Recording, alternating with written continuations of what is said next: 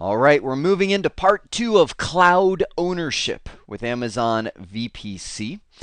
And in this nugget, I want to take it to a whole nother level. Meaning, in the last nugget, we rolled out VPC with the simplest possible configuration in the simplest possible way. We used a single, they call it a private subnet, or a public subnet, I should say, but a single private subnet mapped with elastic IP addresses, created some instances, and got it running. We manually added the elastic IPs, got access to our Ubuntu server in our VPC. Now, that was pretty cool. You got to admit that. And coming out of that, you might be, wow, there was a lot to that. Well, just brace yourself, because you can see it right on the screen. Here's my goal for this. I want to configure the public-private VPC design, meaning now we're going to that second option. Remember that in the bullet list, I want a public and I want a private VPC subnet, but I want to do it manually. Meaning, you can do that by rolling out the wizard. It's kind of like next, next, next, and okay, there we go. We can start adding our instances. But, there's something lost when you do it via the wizard, and that really gets into the knowledge of all the components of VPC and how they work together. So really, I want to take you through piece by piece, not use the wizard, but create the public-private relation in a manual setup. Now, before we dive right into it and configure things, we have to have a goal. Like, what are we trying to address? So here's my scenario. Let's say that you have this brilliant idea for a massively multiplayer online game. You want to call it ephemeral life. I just came up with that when I was thinking of this. I love words like ethereal and ephemeral. And I've got to admit, I thought ephemeral life, that sounds cool. What's that mean? And I had to go Google ephemeral, and it means a very short life. And I'm like, oh, what a great name for an online game. You can't steal this idea if you really do this. So we've got ephemeral life. It's a first-person multiplayer shoot-'em-up game that you are going to host online. And so what you're going to have is a public subnet, meaning I'm going to have, let's do a public facing VPC, and this is going to be where all of your clients connect. And we'll say we'll say it's all this is a cutting edge HTML 5 or wait HTTP. Say I'm not a coder, so I just make stuff up at this point. So it's cutting edge, this ephemeral life game, and it all runs through a web browser. So you're going to have all of your communication coming in on port 80 and port 443. That's our HTTP and HTTPS, and this will be our public world. Now behind here, we want to have a private world. Meaning, I want these web servers, here's our www, our World Wide Web servers, communicating through a NAT instance to our private world. So we'll have back here, private VPC. And this will be where all of our different database servers and back-end systems, let's see, what else would be needed? Our image servers, maybe. Exist back here. Our database servers exist back here. What else to run ephemeral life? We'll just put support. Support servers. Good. So we've got the scenario. This is our goal of what we're rolling out. So let's put a little more meat behind it. Let's say that this front zone is going to be. Let's go with the 10 network. We'll make this one 10. I don't like that color. Let's go with purple. We'll make this one 10.5.1.0/24. So we'll have a kind of a Class C subnet there for the public VPC. And then back here we'll have 10.5.2.0/24 for our private subnet. And I'm already thinking in terms of VPC configuration elements. So we'll just design our scenario here that we've got this one giant VPC created as 10.5.0.0/16. So if we want to add more subnets later on, a subnet here and here and here and all these different subnets, we can do that. But for now, this will be our initial scenario that we walk into. So let's create a list for ourselves, just so we don't wander around too much. I'm going to take us over here to VPC. And we've got, we still have our initial instance running from the last nugget that we created. And we can keep that running. We'll just say that is virtual private world X over there on the right-hand side. We're configuring a totally different virtual private cloud, and that's totally fine. And we'll call it virtual private cloud Y. Now, if we were weak we could create another VPC. This is using the wizard, and we could start going through and letting the wizard do a lot for us. But like I said, we're going manual because it'll give us a deep understanding of how to do this rather than just like, oh, look, there it is. So first thing we need to do is let's create again that checklist. We'll do number 1, create the VPC, and then number 2, add the subnets. Then step 3, let's look back here at where we're going. Then we'll have to adjust routing. I mean, we could honestly just go step by step and work through each one of these, jump down to the security groups and do this, but you get the idea. We're going to have to go through each one of these elements and create them manually. So let's start off with number 1. Well, it's easy enough. Your VPCs. We click on that, and we've got this is the other VPC that we created, all pulling from 172.30 subnet. So I'm going to click on Create VPC and do a 10.5.0.0/16. Tenancy is still default. We're not forking out the money of $10 an hour to have our own dedicated hardware for it. So I'm going to hit create and boof. Boof? There it is. That's our new sound. We now have VPC 10.5, which is available. Good. We're going to create 2 different subnets within that, 10.5.1 and 10.5.2. So let's do that. So I'm going to click on subnet, create subnet, and we will say, okay, for the VPC 10.5 availability zone, we're still in the California, so no preference there, and we'll do 10.5.1.0/24, create, and 10.5.2.0/24, create. So now we've got the 2 separate subnets. We've got 10.5.1 and 10.5.2 for the public and private respectively. Now we can start configuring the routing. So these are created. We've got the subnets created. We've got the VPC created. Now I'm going to go a little, jump around a little bit because we can't create a route table right here. That's next up in the list until we define a gateway. So next up, I'm going to define the internet gateway. Think of this as your virtual router. You have to have something that can move you from this subnet out to the internet, and that's going to be your internet gateway. Once we've defined that, then we can go in and define the routing.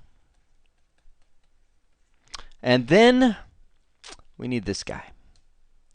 Let's add in a NAT instance. Now, I want to emphasize, and then before I go there, and then back to the routing, because we're going to have to set up the routing for the NAT instance. I want to emphasize that when we use the wizard, it's kind of like next, okay, there we go, and it's all working. So you might be saying, well, Jeremy, why the pain? Why do this manually when there's a wizard to do it? The reason why is when you really get into VPC and start doing the troubleshooting and you start wanting to do a little more customization. Oh, I want to add another subnet over here, and I want to have that route to this, and these guys protected from them, and blah blah blah blah blah. I mean, when you start going there, there's no wizard for that.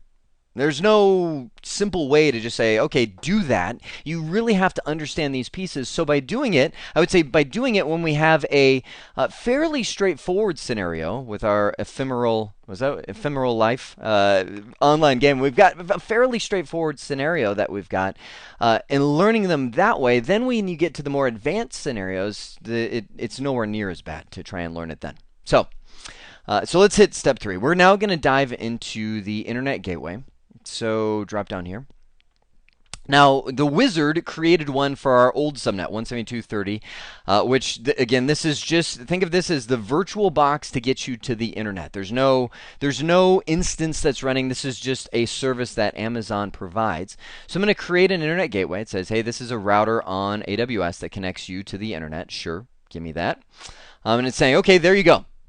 This is the name. Let me grab my screen pen here. This is the name, oh, right there, of your gateway that you're, I wanted a circle. There we go. This is the name of your gateway that you've now defined.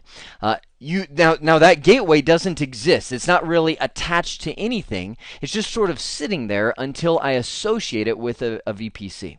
Click on attach to VPC.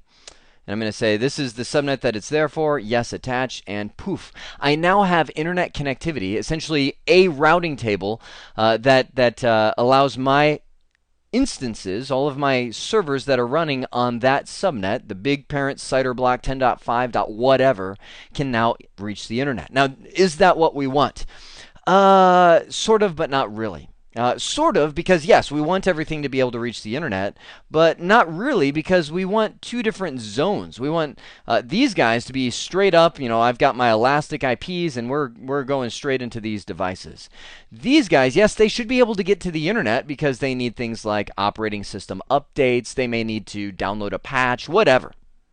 They need internet access for. Everything lives on the internet now. So we want them, but we don't want traffic that's uninvited to them, which if we just allow them to go straight to the internet gateway, then you might as well delete this little zone and put them up here with everybody else. So we're going to do some revision to that in just a moment. But for now, we've now created and associated the internet gateway.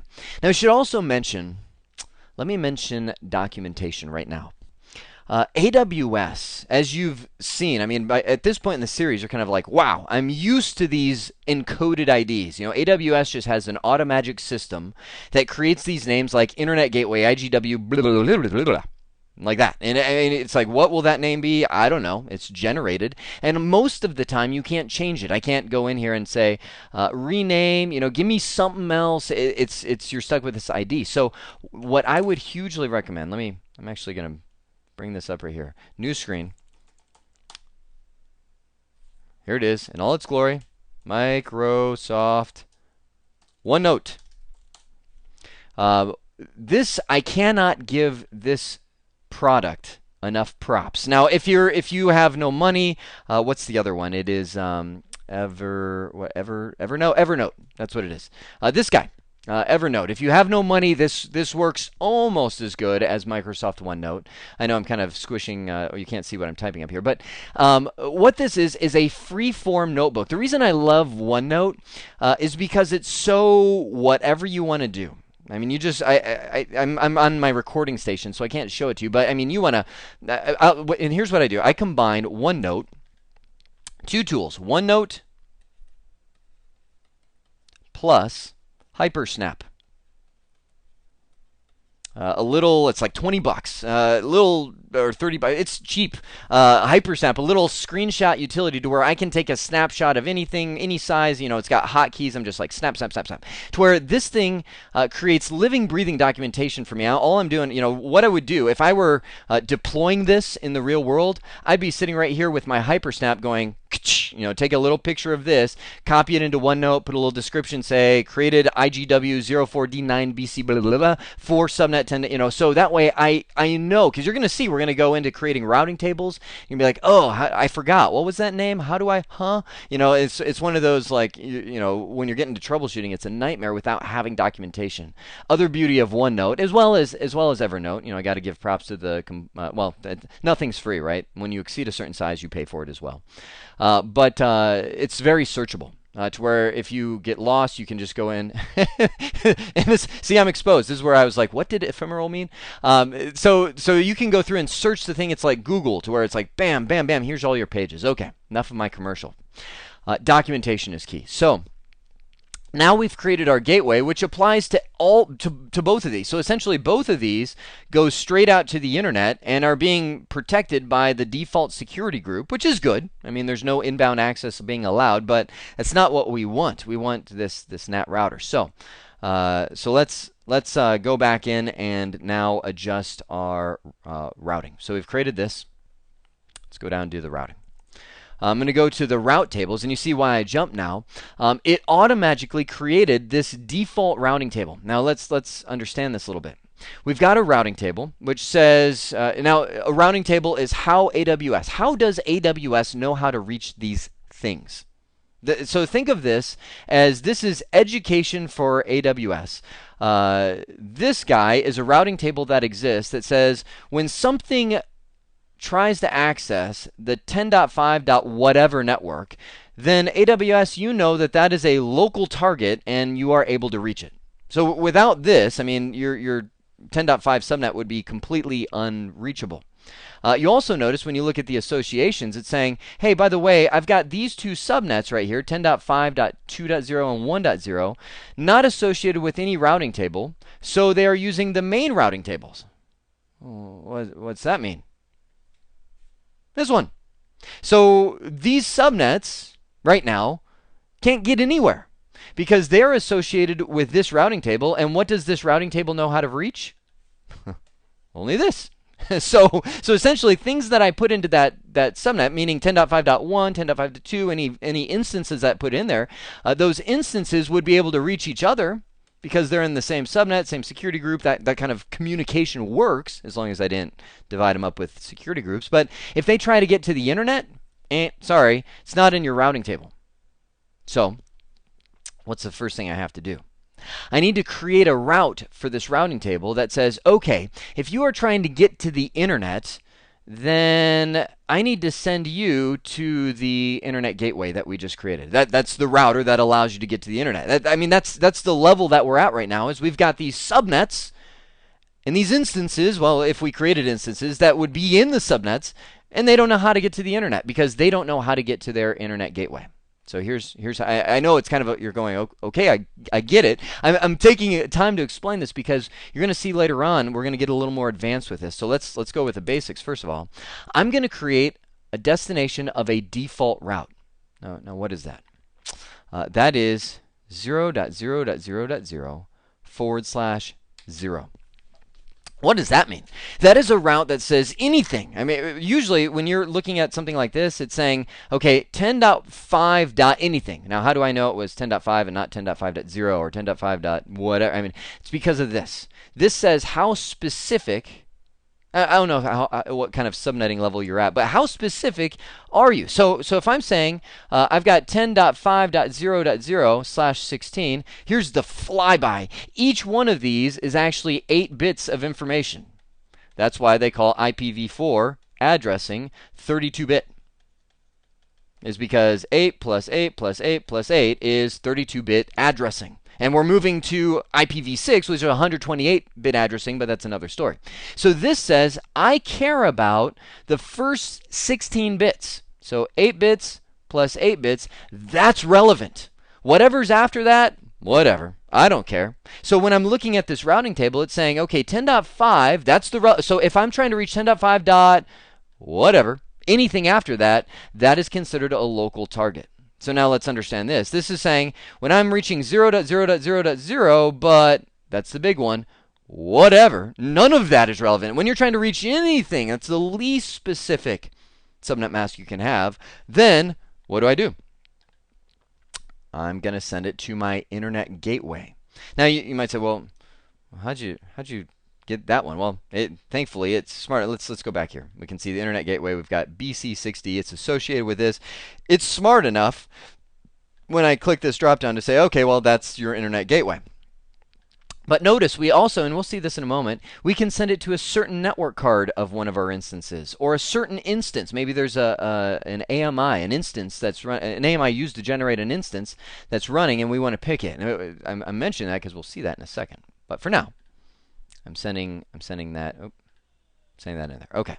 So now I've defined an internet route. So an internet route for my subnet that can get there. Okay. So now any instance that I put in the subnet is able to access the internet. Beautiful, right? And we even have a security group. It's going to be the default security group right here that says, and on the inbound side, we're gonna again, default rules is deny anything inbound, allow everything outbound. So we are good with these these default rules that are in place. So pretty much anything going to the security group is going to be deleted until we start adding our custom rules. So I mean, this is great, right? We now have internet access, but we've now done, just like I said we've done, is we've bridged both of these guys directly to the cloud. Not good. In order to secure that private network over here, we need to create this NAT instance.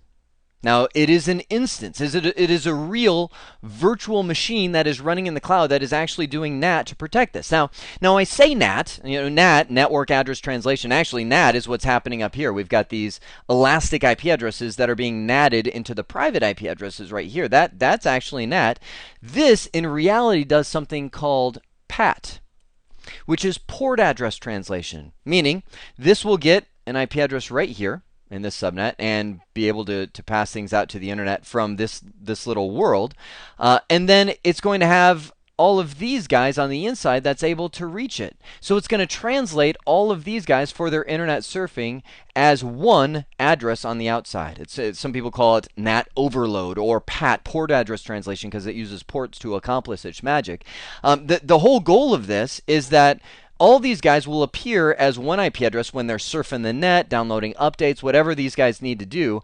But there's not going to be any inbound access from the internet because that's what this guy is here to block. I mean, if we wanted inbound access from the internet to these guys, then they wouldn't be here. They'd be up here in this little public-facing subnet right here. So that they are being protected by that NAT box. Now, if we were to use that wizard, this would have been done for us. Now, keep in mind, when we are doing this, let me navigate over to the EC2 side of things. When we are doing this, we will have to pay for that instance. I will have to pay whatever hourly rate for that instance that's running. So this will cost me some money to run this kind of two-zone scenario.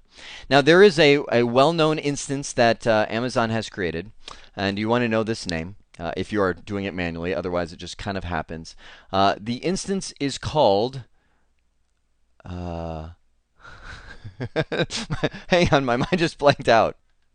Okay, I was sitting there staring at the list loading. I'm going, what is that? It's AMI-VPC-NAT. This is the instances that Amazon has created. You can see one is a 32-bit, one is a 64-bit. So I'll go ahead and slam that. I've got to have this as at least a small instance. So again, factor that into your cost because I need to associate it with my VPC. I'm going to say this guy is going to be associated with that public-facing subnet. That's going to be where it gets its IP address from. Put it in that VPC. And for now, I'm just going to say, yep, sure, yep. Well. Hang on, let's just give it a value of VPC NAT instance. Key pair, CBT pair, that's fine. Security group, that's fine. We're gonna change these settings later. Thankfully, with VPC, we can change these settings later. So now I've got this VPC NAT instance that's loading up for us, and so this is created. Now I've got to adjust my routing so that these guys use that NAT instance to get to the internet rather than going directly to the internet as they are right now. I took that opportunity while the VPC was loading to redraw our whiteboard because it was just getting messy. So now I've got a nice clean slate to get all messy again. So two quick things before we enable routing on that NAT instance. One is we have to give it a public IP address. Remember, when we're using VPCs, they're going to automatically get, and this is via DHCP, a private IP address that they can use, but that cannot communicate with the internet. You see the elastic IP address right here is completely blank. So what we need to do is head over to VPC and allocate an elastic IP. So I'll head over here, VPC, click on elastic IP, give me a new address. Yes, for VPC.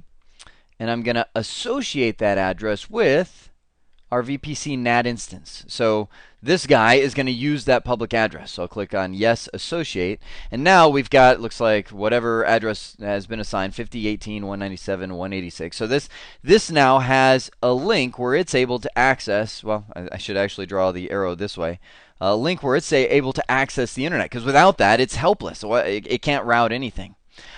Second thing we have to do is not as straightforward as that. It's disable source destination checking. See, every single instance in AWS has by default a feature turned on that says if the packet isn't to me, nor is it coming from me, I'm going to drop it. So here's the concept. Let's say you've got a web server. If somehow a packet ended up at that web server, we'll just say this web server is 10.5.1.52. Is his IP address. A packet ended up there somehow. This can happen with layer 2 addressing. That says, hey, I'm actually going to the destination 10.5.1.99. The web server would look at that, say, well, that's not me. I'm not the destination, so I'm going to drop it.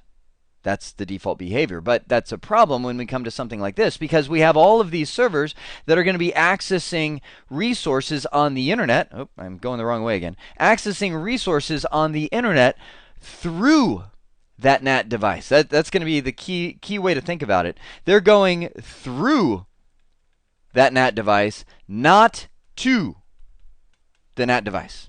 So when it's sending a packet, it's going to get it to that NAT device using its MAC address or whatever layer 2 address is there. So a packet will arrive there, and it's going to say, hey, I'm actually going to, we'll say 4.2.2.2, an internet DNS server out here somewhere. So I'm going there, and by default, the NAT device will say, oh, that's not me. I'm going to drop that. So here's what we have to do. Get back over here to the EC2 Management Console. It's simple. It's just you got to know to do it. Right-click on this and hit Change Source Destination Check. Disable it. That's it. Source Destination Check is now disabled, so it's going to say, hey, if it's not going, I will be a pass-through. If it hits me and it's not for me, I will continue to pass it through, whereas everything else will drop it. Okay, good. So we've got, let me just put two little notes so it reminds you. Elastic and source/destination check on there.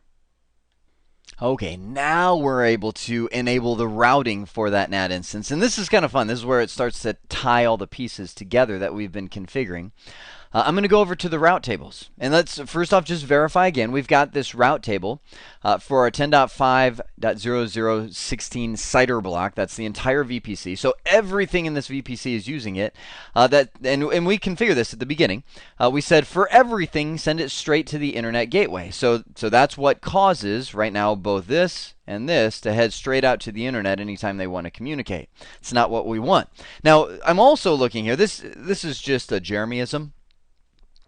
You notice it says this routing table is associated with 0 subnets, which if you click on this, it's not quite true because it says the following subnets have not been associated with the route table and are therefore using the main route tables. We saw this before. So this is the main route table. So in essence, this is associated with all subnets because these aren't associated with anything. I don't like just the, okay, since it's not assigned to anything, then it uses this one. It just bugs me. I like saying, okay, I know that 10.5.1 is using this routing table. I know that 10.5.1 is going to be going to the internet gateway that we configured directly using the elastic IP addresses because I put it in there. It bugs me to have anything automatic. But I also know that I can't associate, even though it is right now because it's using the main routing table, I can't associate this guy because that would undermine what I'm trying to do. It would not have a private region. So I'm going to create another routing table. I'm going to say, okay, this is going to be for the 10.5 VPC. We're going to put it in there. So now we just have this new magical routing table that does nothing right now. It just says, okay, I know how to reach everything 10.5. That's right now all the router knows. So we're going to say, okay, first thing I'm going to do is create a default route for this. So get this in your head. Brand new routing table, right? Nothing is using this routing table, but we're starting to create it. So I'm going to say, okay, for everything, if you want to reach anything, meaning the internet, I'm going to send you not to the internet gateway, but to the instance 28BD blah, blah, blah, blah. Now, what is that and why is it there? Well, this is our NAT instance right here that we created, the VPC NAT instance. You can just look at the last three characters, B6E. You can see B6E. And second thing that you might say, well, why did that show up and how come none of our other instances are showing up in this dropdown? Here's the tip. By default, anything that you disable that source destination checking will show up in this list because that's one of the only reasons you would disable source destination checking is if it's going to be some kind of transit device. It's a NAT device. So I'm saying, okay, you see where I'm going with this, right? Send everything to that NAT instance. Add, put it in there. Now, what are we doing? We're going in and associating our private subnet with this. I'm going to say, okay, the 10.5.2 subnet is now associated with this one. Tell me there's not a light bulb going on right now where you're going, I know somebody's out there listening going, yeah, still in the dark closet right now. No, but I mean, for a lot of people, I know a light bulb just went on because that really tied together everything that we've done so far. We took the subnets that we created, we divided them up. One's going to the internet directly, that's this routing table. One's going to the NAT instance that we created and it's completely isolated and protected from the internet. We configured the NAT instance with the elastic. I mean, it's kind of like, oh, take a moment, pause it, take a deep breath, go, that was beautiful. Okay, so now we have the routing set up for our private zone. We're now going through this NAT instance. Life is good. Okay, now last thing, and it's a pretty big one as a last thing. Step 7, security groups. We need to set the security on this that says what's allowed and what's not. Right now, when we set this up, everything is using the default security group, which means it's kind of like, well, you know, web servers can fully access these, can fully access this, can fully I mean, it's just bleh. It's a mess. There's no restrictions on what's being done. So even though we've now routed the database, I'm undoing what I'm help. I'm undoing what I'm writing. Even though with the database servers are now going through the NAT instance, there's still full communication between these guys. There's no separate security. So we have to design it. We have to implement it. Whoa, Tonto. I've got to put the brakes on. In reality, I've recorded the rest of this. I've gone through the design, the implementation of the security groups, but that's a massive portion. There's a lot of thought required that goes into that, and it takes a lot of configuration to make sure it's done right. At this point, however, we have done the lion's share of manually setting up our own public-private cloud. We've created the CIDR blocks, modified the subnets, set up the internet gateway, and set up custom routing tables, some that go straight off to the internet, some that go through the NAT instance. We've set up the NAT instance. So, I mean, we've done the lion's share of this. There's just, again, a lot of time, a lot of thought that goes into the security groups. So that'll be next. For now, I hope this has been informative for you, and I'd like to thank you for viewing.